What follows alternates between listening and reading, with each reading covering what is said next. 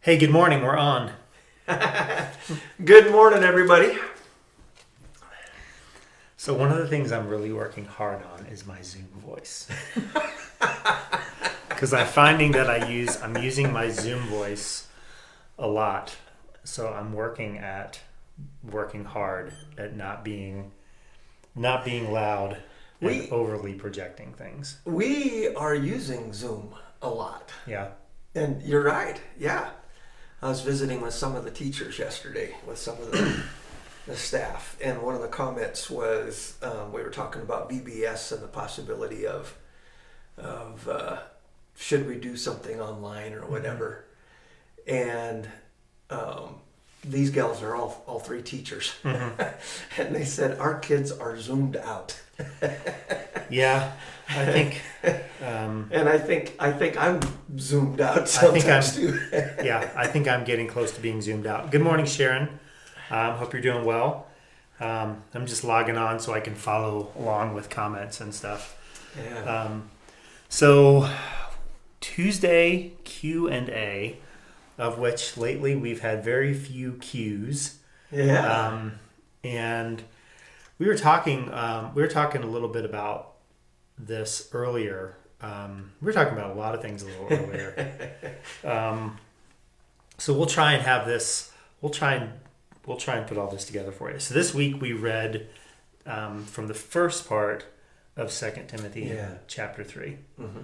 And 2 Timothy chapter 3 verses 1 to 9 talks about the danger. At least the little heading in my Bible says the dangers of the last days. And on Sunday just pointed out how those dangers of the last days were all horizontal. Well, were mostly horizontal in nature. Right. Interpersonal, how I interacted with other people, didn't interact with other people. And was a warning there. Yeah, and he really does talk about the things that are going on around us. Mm-hmm. Yeah. Yeah, we've made comments in staff meeting when we've talked about these scriptures about it is amazing how this was written how many years ago? A long time ago. A long time ago, and it could be right out of the newspaper today. Yeah. This is one of those texts that feels very timely for us. Yeah. It speaks to where we're at. Yeah. Right now.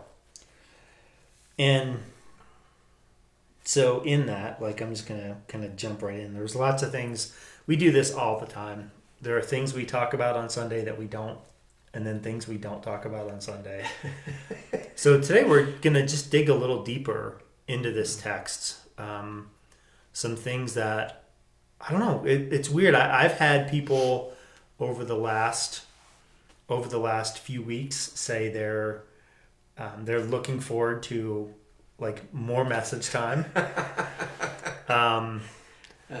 And so that'll be kind of weird. Mm-hmm. And I don't know, I've just had to be very reflective of how we're using our time on Sunday, how we're using our Zoom time. So there's things we just didn't talk about. So we're going to dive in a little bit today on what some of those things were. So just remember the bigger picture of what Paul is doing here is he's listing all of these things out. And what I said on Sunday is it can be very easy for us to say, this is perfectly describing our times. Mm-hmm. Mm-hmm. So we say, so that's step one. And then step two is, and I know people who do all of these things. Yeah. As this text as I'm reading this text, or as I'm hearing this text be read, I'm starting to picture people who fall into these categories. I'm picturing someone who is a lover of themselves and of their money. Someone who is boastful and proud. Mm-hmm. Someone who is scoffing at God. I can... Without being intentional about it. Yeah. That happens. Yeah. Yeah, and I think we probably all of us have that tendency in us, Yeah. and it can be dangerous.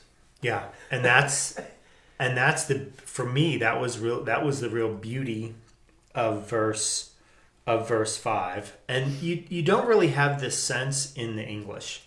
So this is like free things that like we just don't talk about on Sunday mornings. Yeah. But the way the Greek really breaks this out is there's this list of people in verses 1 to 4 who do all of these things. And then there's kind of a new category of people in verse 5. And we don't really see that, at least in the NLT. It'd be interesting to look in other translations. But there's a category of people who are doing all of these things in verses 1 to 4. And then we get introduced into a new category of people in verse 5. Mm-hmm.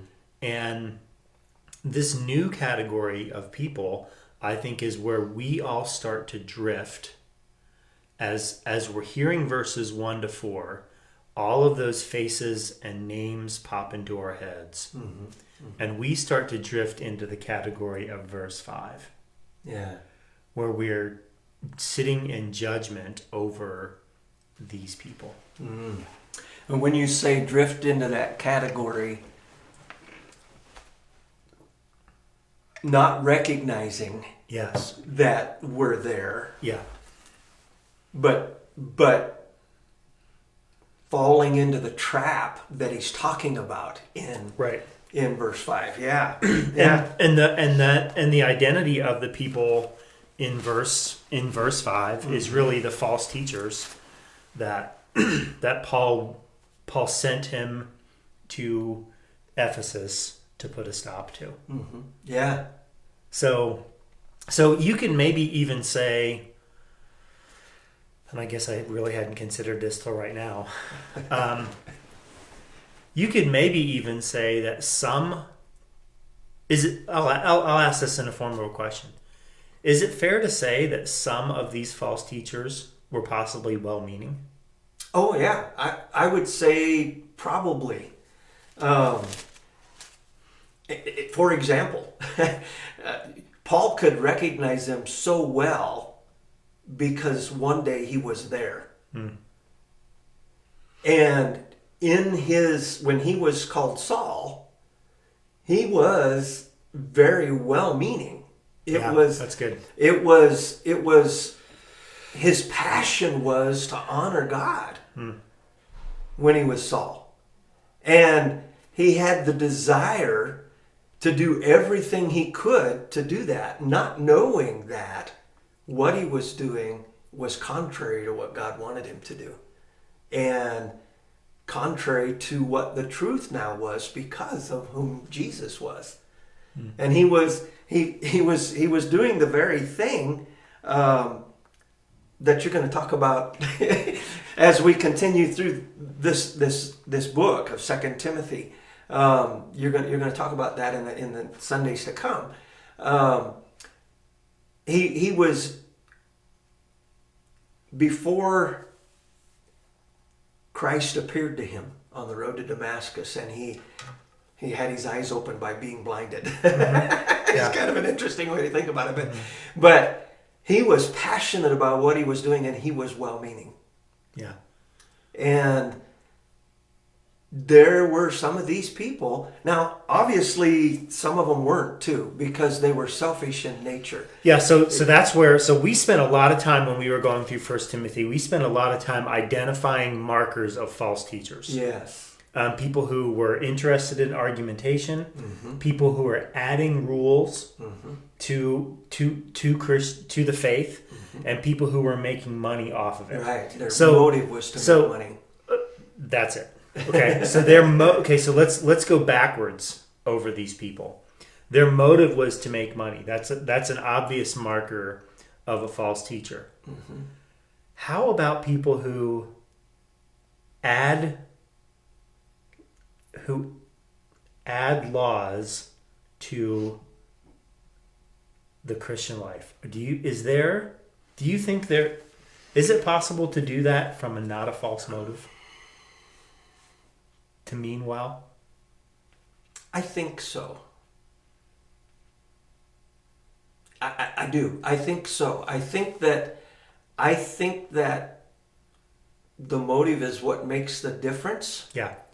And if you're doing it with the intent of honoring God rather than myself, then I think that's still a good motive. I hear a butt coming on. Unless it is contradictory to what God teaches. Yeah. And that brings us then to how do we keep from falling in this trap? This is what we were talking about before. Yeah. So how do we? So my motive is right, and this goes back, and like all of these connections, like this is where, maybe someday we'll get a really big whiteboard, which is my fantasy. We'll get a really big whiteboard. And connect all of these things to one another. So let's put we don't have to put ourselves in the shoes of a Christian, because like I am one. So that's not a big leap for me. So I'm in the shoes of a Christian, and I am witnessing verses 1 to 4 of chapter 3 in the lives of my fellow believers. So I'm standing up front on a Sunday morning, and let's rewind a few months. I'm standing up front on a Sunday morning in front of our church body, and I'm seeing all of these things happening in the lives of the people at WestWay Christian Church. So something that might stimulate youthful lusts in me would be for me to be angry. For me to yell, for me to scold, for me to chastise, and maybe there's a place for that, but maybe that's my youthful lust. And what Paul is telling Timothy is to run from the things that stimulate youthful lusts, and instead pursue righteous living, faithfulness, love, and peace. Yeah.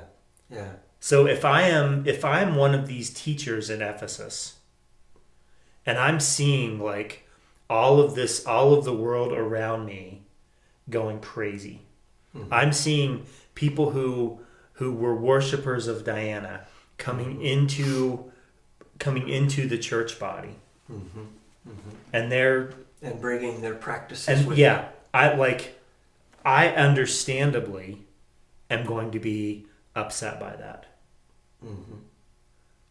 But what do I do? Do I get into arguments with them?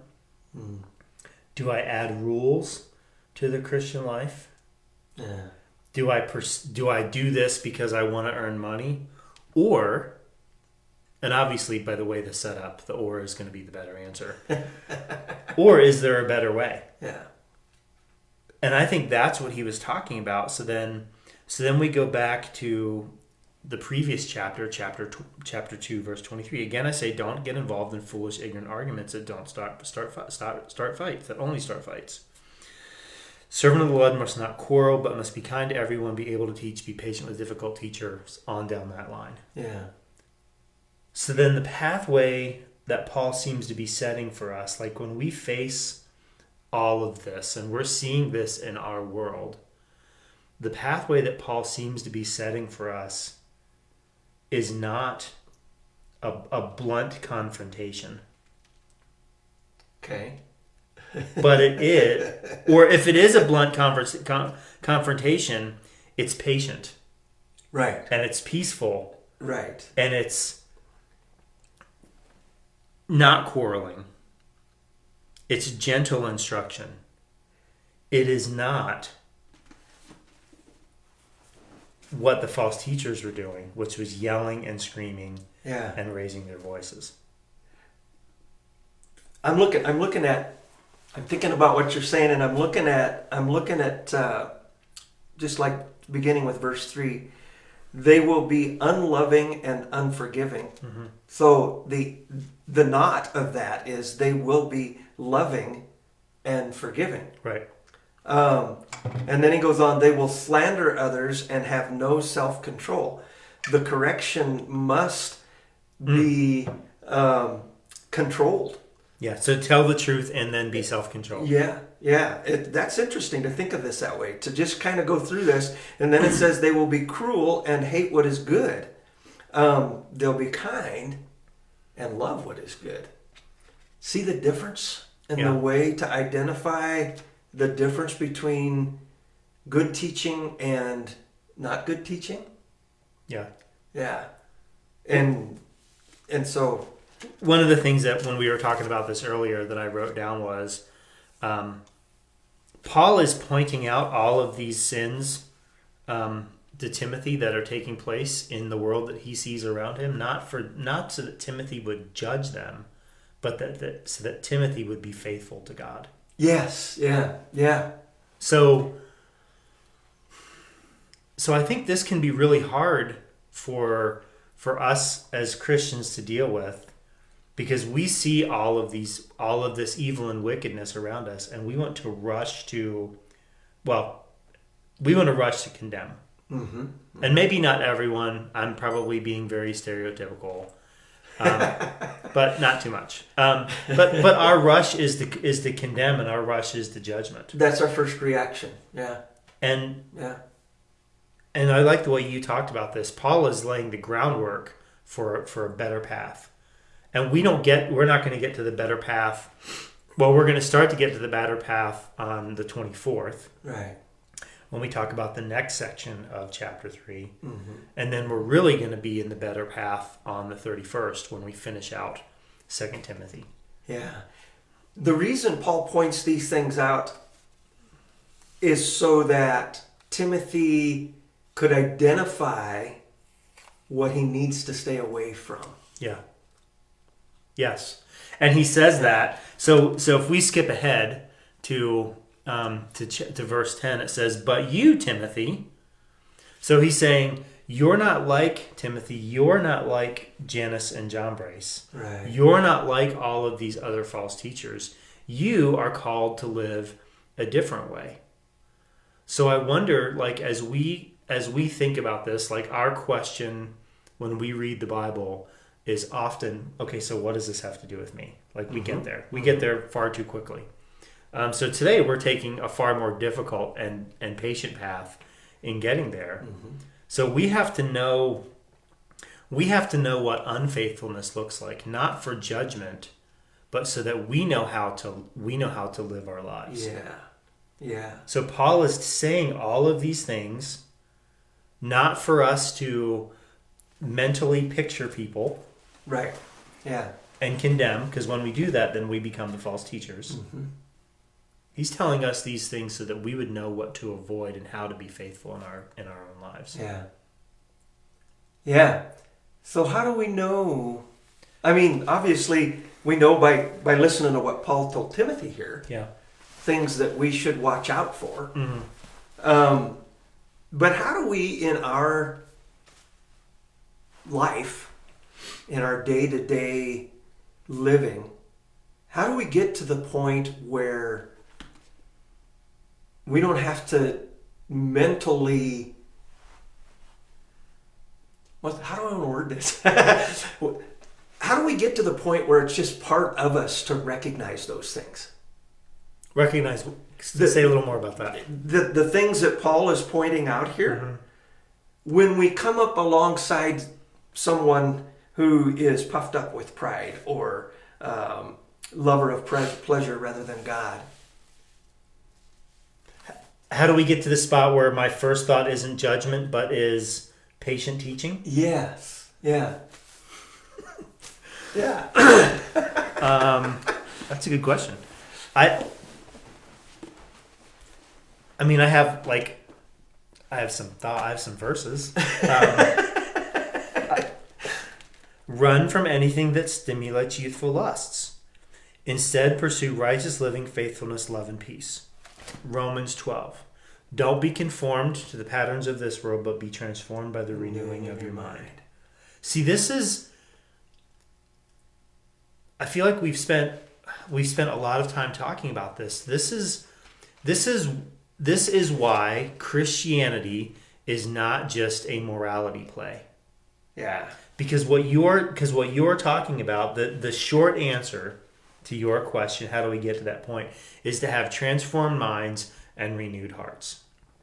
We only get to this point, to the place where you are pushing us towards. Mm-hmm.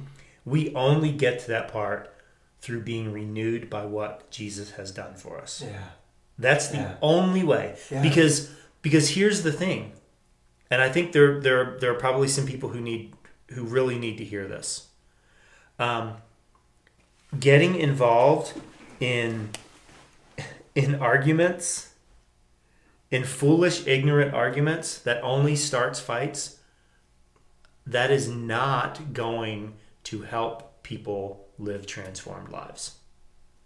As much as it might make me feel good to be right, it is not going to lead people to live transformed lives. Mm-hmm. It's just not.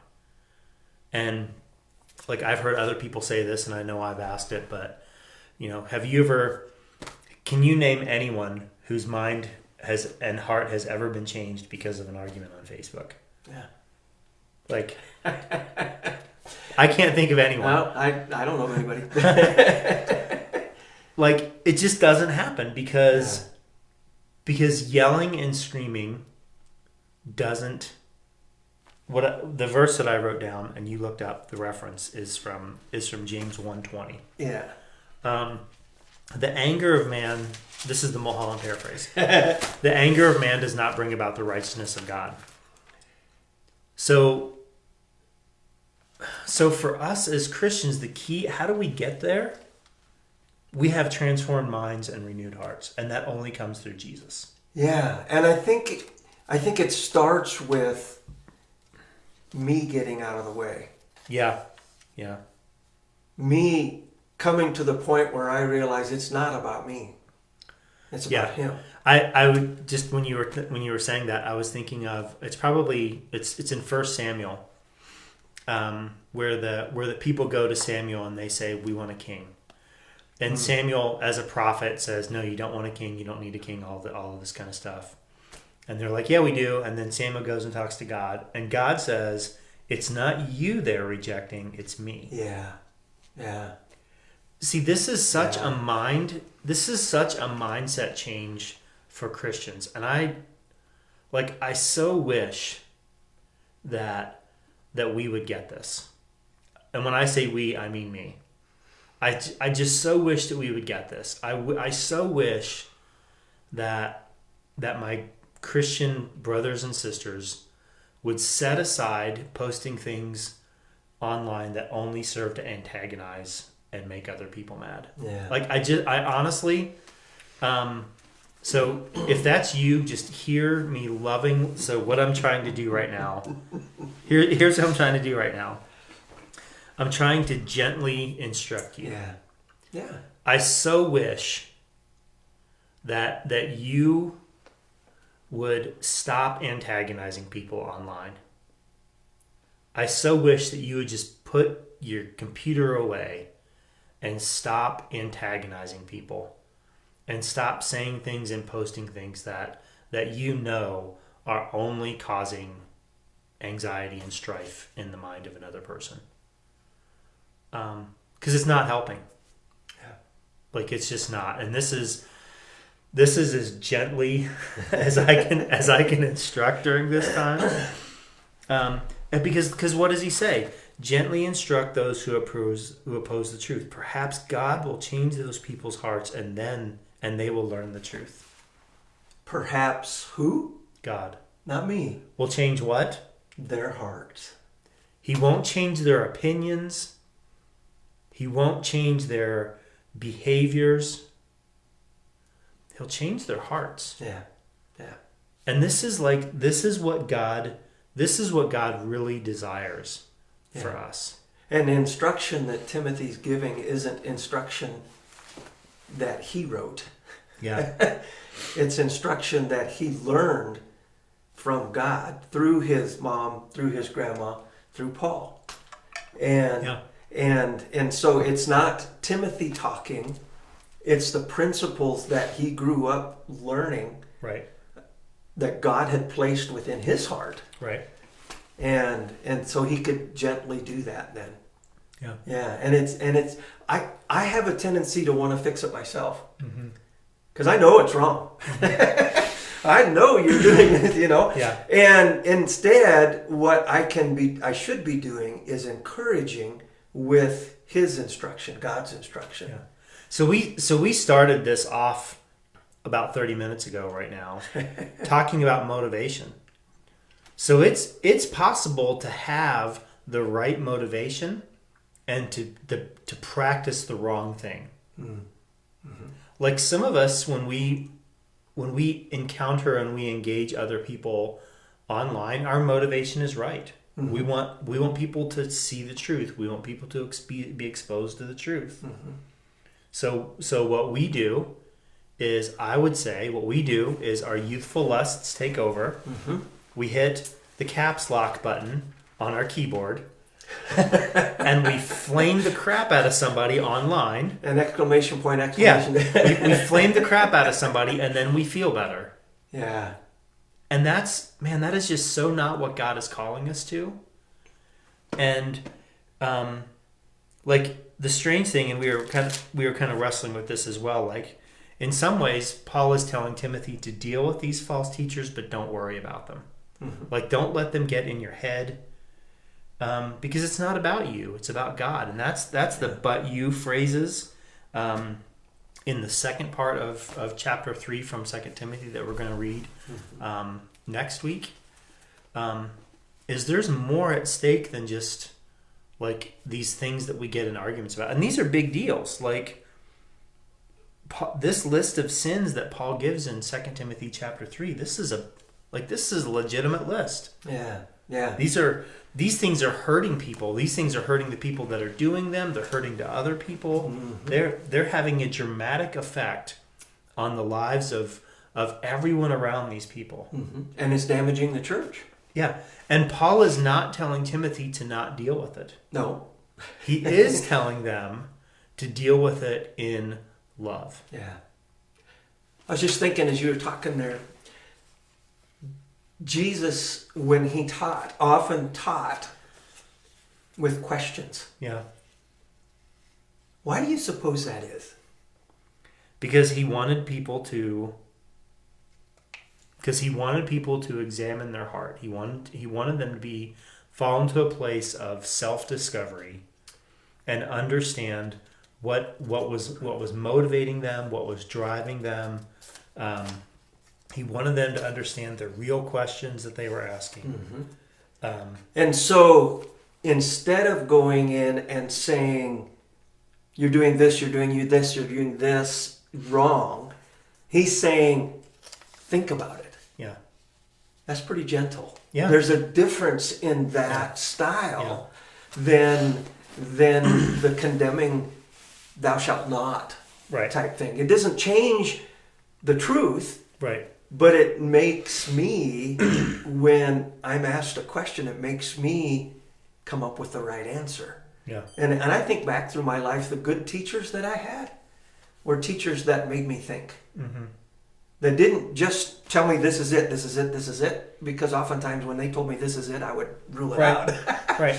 But if they made me think about it, then I came to the understanding that that's the way it needs to be. And I think that's kind of what Paul was saying to Timothy is, these all things are going on and don't get caught up in them. Run from those desires that go along with that and gently instruct. And sometimes we think that that's just a New Testament thing. But if you go back to the Old Testament, we talked about this. So Good Friday, so Easter. I'm trying to go through all of the last 10 weeks. But we talked about Passover, and when God gave them the instructions for Passover, He told them why. Yeah. And then He said, and in the future, when your children ask these questions, tell them this. So God, this why and motivation thing, that's not new to the Bible. No. That is not a New Testament thing. That's an Old Testament thing. Mm-hmm. That's God consistently giving people reasons why He wants them to do some things and doesn't want them to do other things. Mm-hmm. My dad always used to say, it makes sense. Mm-hmm. It just makes sense. Mm-hmm. And if it doesn't make sense, we probably ought to ask ourselves the question, why doesn't it make sense? Yeah. Yeah. Well, today, a little later at 3 o'clock, we're going to be giving our latest regathering update. We'd love for you to join us here on Facebook later today for that. We are planning on gathering this Sunday at 10:15 here at the WestWay building. We're going to be doing a watch party of the message content that we recorded the other day. Mm-hmm. We're going to be doing that for the next few weeks, and then our plan is on June 7th to go live and transition out of watch party mode on Sunday mornings. Mm-hmm. So we'll have some more details on that. We know that there are a number of people who are excited about gathering. They have lots of questions about what's it going to look like when we gather, or where are we going to be able to sit, well, all those kinds of things. We've sent a number of those details out already, but we're going to be talking specifically about them today at 3 o'clock. Mm-hmm. I would encourage you to Wednesdays visit the website that's right here. Actually, yeah, my finger is on the other side of the camera. So the website is right below westwaychurch.com/regathering to learn more. And we will plan on seeing you today at 3 o'clock as we talk about what Sunday is going to look like for us. So we love you guys. Yeah. I want to say thank you for encouraging us. Mm-hmm. We have received emails and posts and comments from people that are very encouraging. Mm-hmm. And I thank you for your prayers. Mm-hmm. What a blessing it is to know that you're praying for us too, as we pray for you. Yep.